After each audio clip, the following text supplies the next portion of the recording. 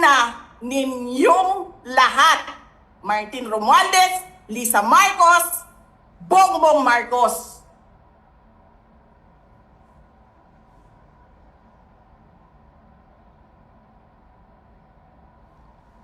Ginigit-git nyo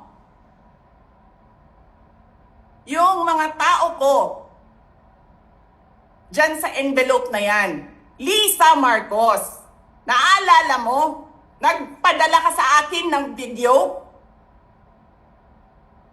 Sinabihan mo ako saan kukunin ang pera. Pinakita mo ang muka ng tao doon sa video message mo. Hi, this is she's been working with us for the longest time. We trust her. You sent me written instructions about money. Millions a month. Anong nakalagay doon sa envelope? DepEd. Anong ginawa ko? Binigay ko sa DepEd.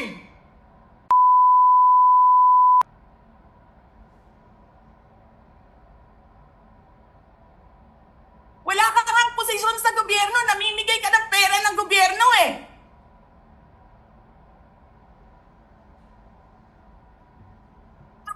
Sisirain mo yung tangal ng mga kasama ko sa office of the Vice President.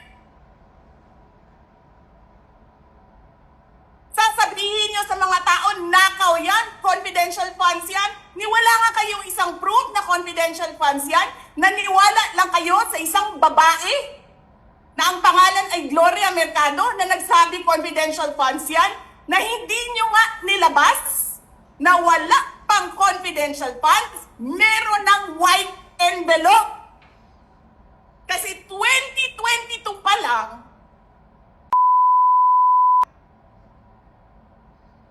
may utos na ng pera sa DepEd. Tapos kami yung nagsisinungaling? Nagpipigil ako eh.